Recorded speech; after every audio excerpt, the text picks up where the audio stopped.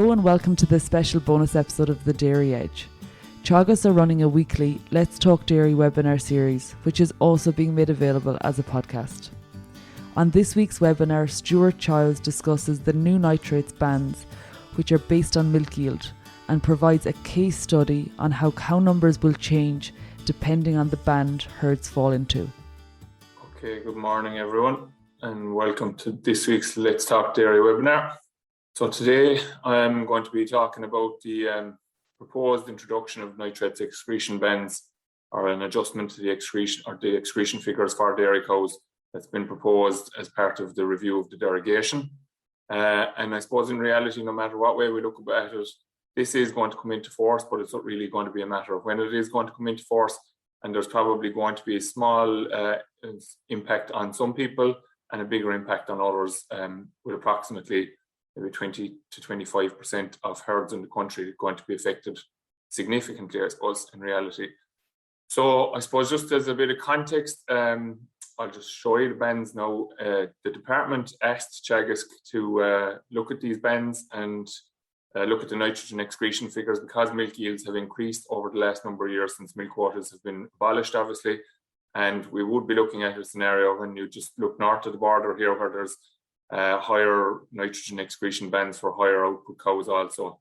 So as a result, we have come under pressure from Europe through the department, obviously, that our 85 figure, which we had last year, wasn't sufficient for the output that we're beginning to generate now on a per cow basis. And this has had to be looked at again. So I'll just share my screen here now. So as I said, the department challenged our research colleagues to look at these figures again and come up with figures for them. So there's kind of no denying the science. Basically, the figures are what they are, and they're going to be implemented. It's just a matter of when they're implemented. So as we currently stand, every cow in the country, no matter what production they're doing, since the start of this year, has moved to a figure of 89 kgs of organic nitrogen per hectare.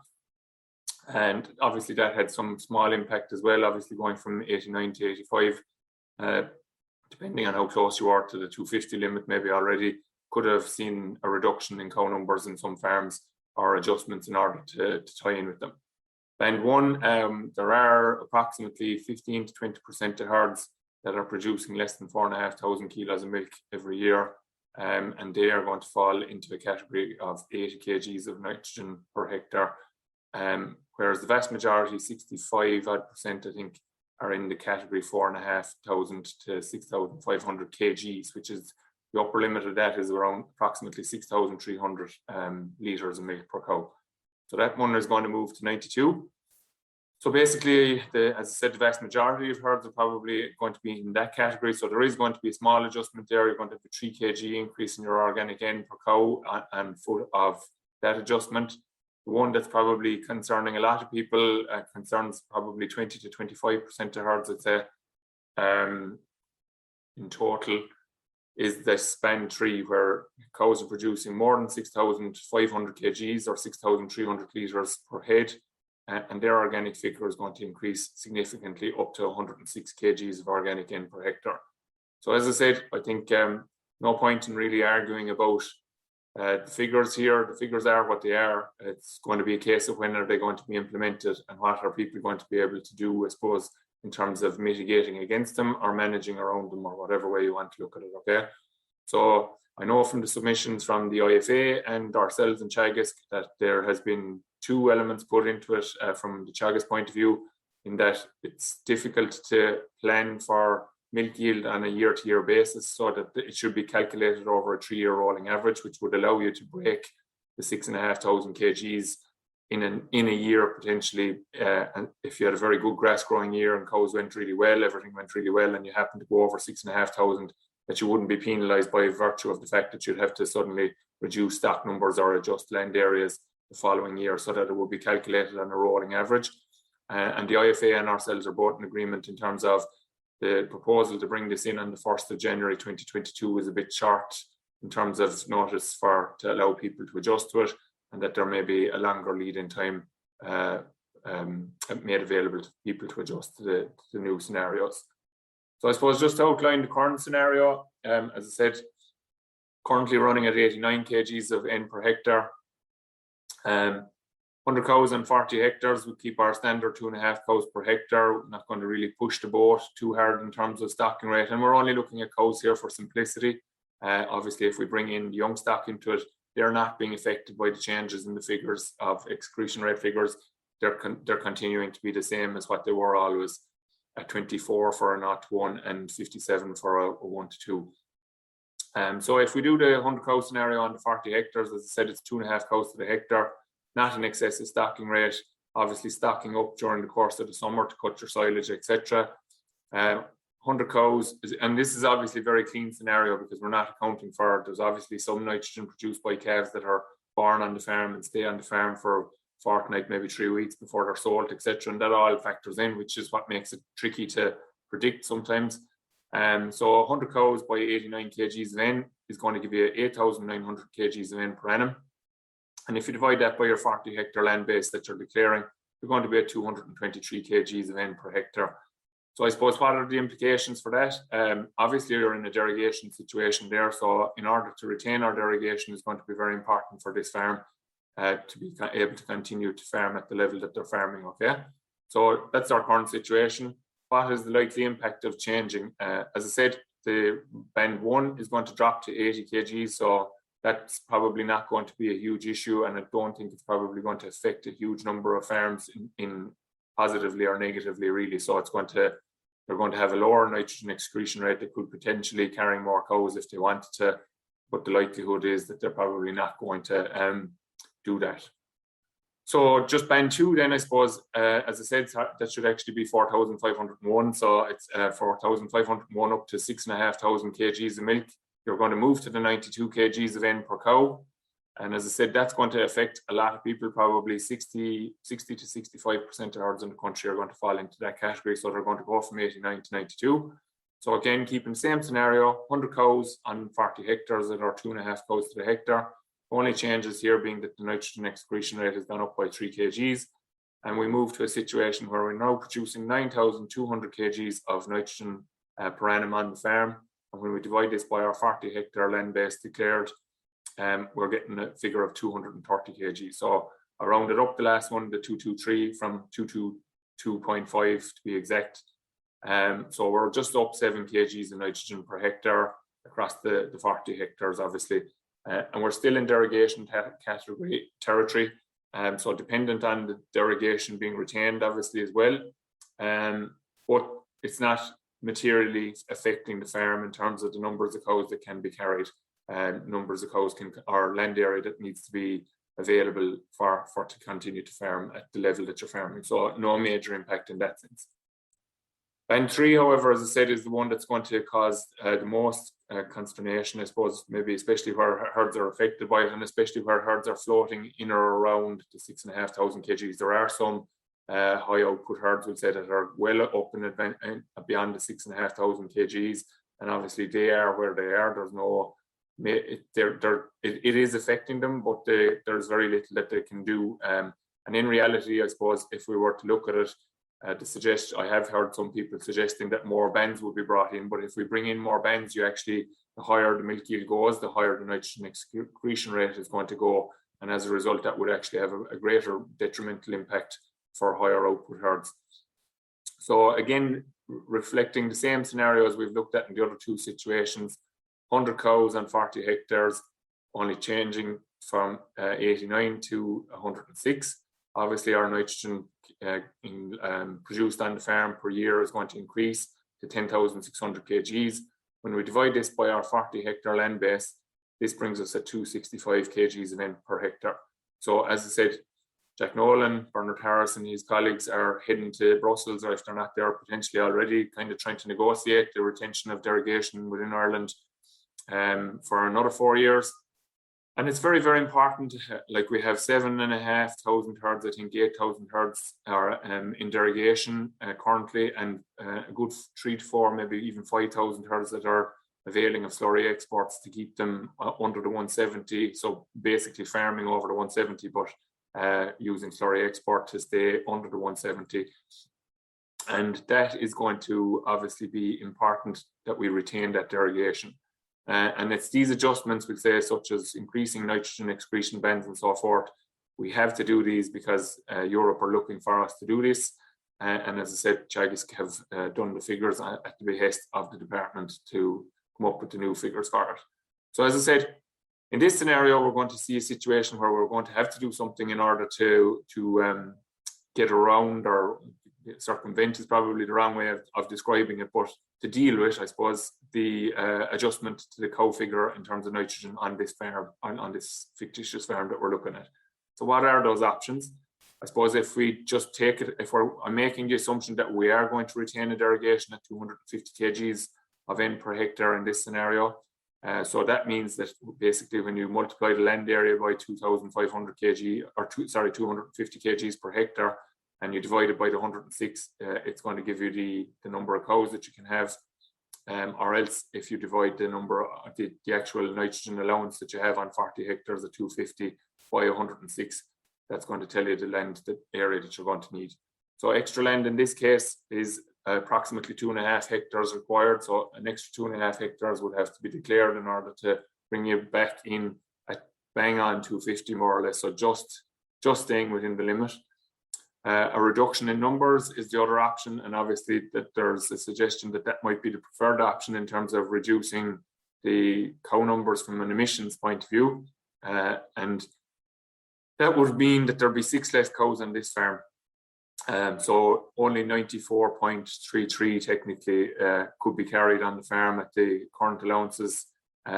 So obviously we can't have 0.33 of a cow, so we have to take out 6 cows in order to stay within the limit. So we'd be milking 94 cows on this 40 hectare block. The other option that's available, as I mentioned already, there are quite a number of farms currently using slurry export for various reasons, maybe using tillage ground, exporting slurry to tillage farms.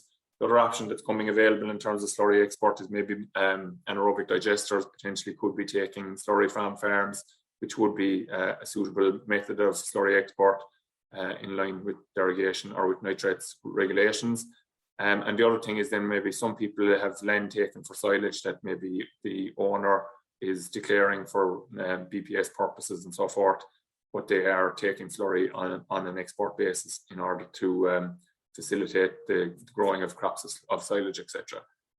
So I suppose the other option then, I suppose, it's not applicable to the scenarios that I've shown you here today, but in general, I suppose, if there is going to be an increase in the nitrogen produced by the cow herd, obviously this could cause a knock-on effect on the young stock, which, as I said, I haven't included in the examples here because of the just complexity of trying to go work through the example. And I just want to give you a flavour, I suppose, really, of what's potentially coming down the track at people, rather than getting into the complexities of the scenarios with stock numbers, etc. That's going to have to be up to people to consult with advisors and work that out on a case-by-case basis. But contract rearing is a potential option where land, like I know definitely down in this area, land in the Munster area, land is quite hard to come by, and it's not maybe going to be a huge option for people to go out and get extra land. And I suppose there are factors that people must bear in mind as well when they're considering these options as well, and touch on it in a second.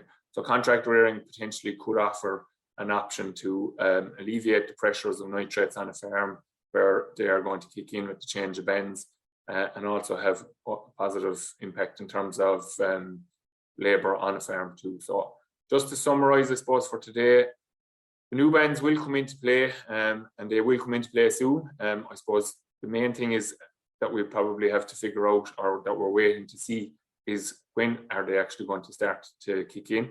So as I said, the original suggestion is that they'd start to be coming into play from the 1st of January 2022.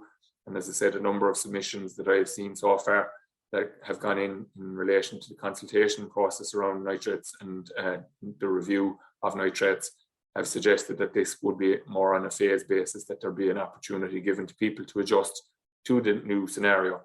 The second point, I suppose, is that people need to know their position. So I suppose it's a simple enough calculation. In reality, I suppose it's cow numbers by the various figures that you see, or do you know what your figure is in terms of milk yield per cow? Sometimes I think people may think that they have higher output than they actually do, but if you divide it by the total number of cows that are on the farm over the course of the year. And that's dividing that into the total milk yield sold to your co-op is going to dictate what your figure is going to be. And then I suppose you're going to see, are you going to fall into that band 3 or band 2? And as I said, band 2 is going to have a lesser impact. But if you're very close to a 250 limit already with your cow numbers currently, then it could put you into a position where you are going to require extra land, or maybe that slurry export, as I said, depending on what kind of a land situation you're in. And then if you are already close to the 250 and you're going to move to the 106, that's going to have a dramatic impact in terms of your nitrates position. So it's important that people establish their position and then I suppose making the right choice for your farm from a labour and an economic perspective. Like land price can be prohibitively expensive for own people, and in a lot of cases that's why people haven't maybe taken on extra land and they've stocked up as much as they could on the farm within the current regulations. Now the regulations are changing and people are going to be forced to make a decision here. And as I said, from a labour point of view and economic perspective, you have to do the sums and see, is it justified to actually go take on the extra land? From a labour point of view, if you're already pushed to the absolute limit, maybe to try to manage what you have, taking on extra land that may be away from the block isn't necessarily going to be something that's going to help your situation from a labour point of view. And maybe milking a few less cows potentially could be the right solution for your farm. Now, this is going to vary. There's a lot of farms out there that are going to make very different scenarios. There's a question here. It's the 50 to 60 cow herd stocked high will be put out of business, and that's the reality. I suppose it's a fair point, Tim. I suppose that there's pressure on at all levels. I suppose there are some people probably a little bit more insulated than others, but look, I think it's on a case by case basis. You're going to have to look at the scenarios and see what are the options that are available to people to alleviate the pressures that the nitrates are going to create for people. I'm not saying that it's going to be easy. Obviously, I wouldn't like to diminish anybody's situation or make light of anybody's situation, but it is unfortunately a scenario that we are going to have to deal with. So the new bans are going to come into play, and as I said, we have to figure out where we're going to be in regards to those and make the right choices around how we're going to react to the changes. And from there, then I suppose it's going to be a scenario of whether we are going to take on the extra land, whether we're going to reduce the cow numbers. And as I said, it's probably important. I think it's very important that these two elements are factored in. There's no point in necessarily taking on the extra land just in order to continue doing what you're doing if continuing to do what you're doing from an economic perspective isn't making sense. So if you're going out there to pay more money for more land in order to continue to do what you're going to do, is that going to have a detrimental effect on your bottom line overall?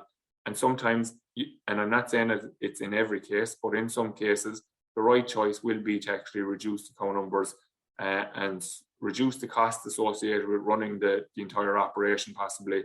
And I know of several cases where farmers have dropped back in numbers, having pushed it to the absolute limit, I suppose, in the absence of quotas, and have actually performed on an equal par from a financial point of view. So it may not necessarily be the absolute detriment of your economic situation. So it's important that people look at it on a whole farm basis and also on a case by case basis. So what's good for the goose may not necessarily be good for the gander, and it'll vary from farm to farm, as I said. So just to summarize, new bans will come into play. It's only a matter of case of when.